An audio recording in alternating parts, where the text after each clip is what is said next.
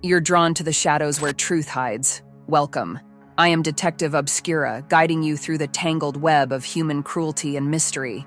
In this file, we venture into a case that chills the soul, a tale of betrayal, ideology, and a darkness so profound it shattered the bonds of family. Wisconsin teenager is accused of murdering his parents as part of a plot to assassinate President Trump and bring down the government. This is the story of Nikita Casap, a 17-year-old who turned his home into a crime scene and his mind into a battlefield of radical ideas. It began in Waukesha, Wisconsin on February 11th, 2025. Nikita Casap fatally shot his mother, Tatiana Casap, and stepfather, Donald Mayer, in what investigators would later uncover as part of a calculated plan to fund an extremist plot. Tatiana had brought Nikita to America from Moldova years prior, seeking a better life, a dream that ended in bloodshed. Their bodies were discovered weeks later during a welfare check on February 28th after concerned relatives reported their prolonged absence. By the time authorities discovered the bodies of Tatiana Casap and Donald Mayer on February 28th, Nikita had already fled the scene, taking with him $14,000 in cash, passports, valuables, and even the family dog. Yet, what investigators uncovered within the house was far more horrifying than his escape.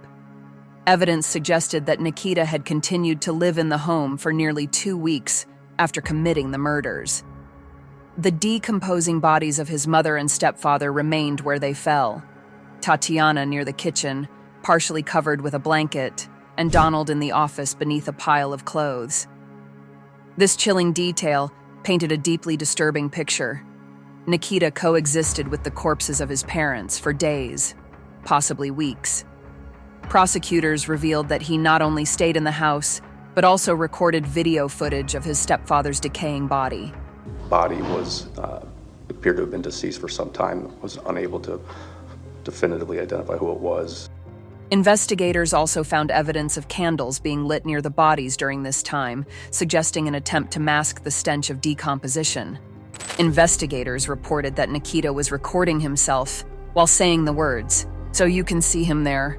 I can literally see the rotting body," a chilling statement from the 17-year-old. The murders were precise and deliberate. Tatiana was shot twice in the stomach and once in the neck. Donald was killed with a single gunshot to the back of the head, a cold execution.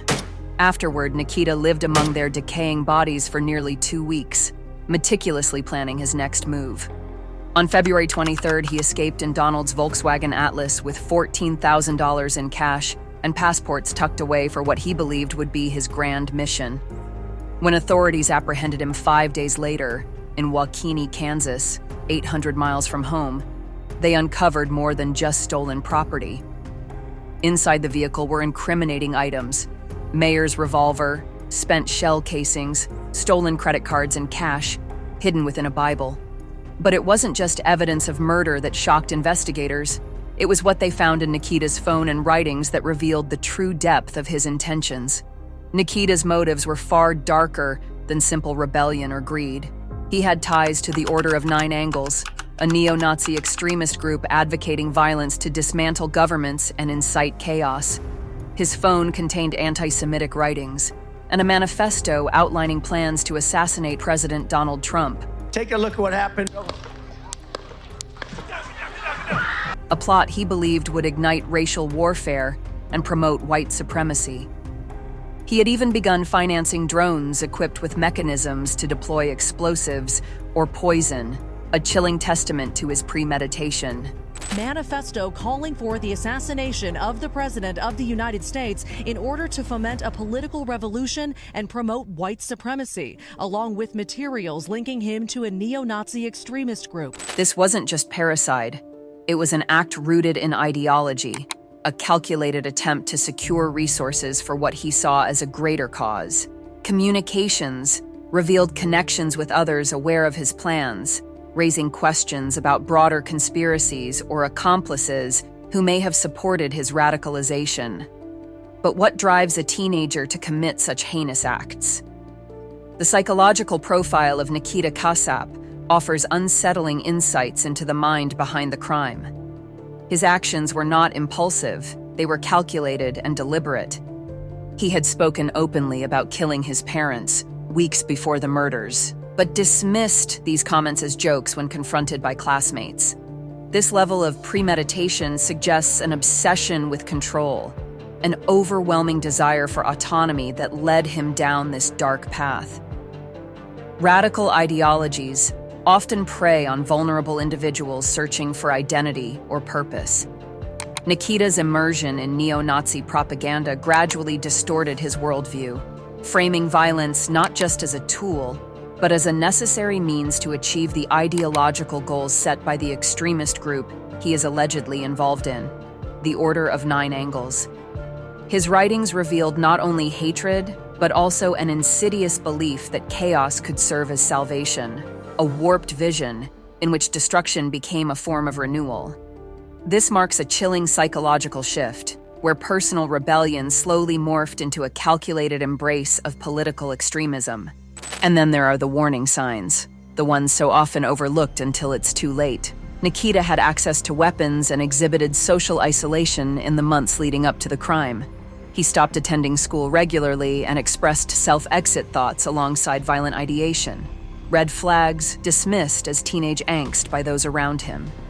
These factors combined into what experts call a perfect storm for violence, a convergence of control struggles, radicalization, and access to lethal means.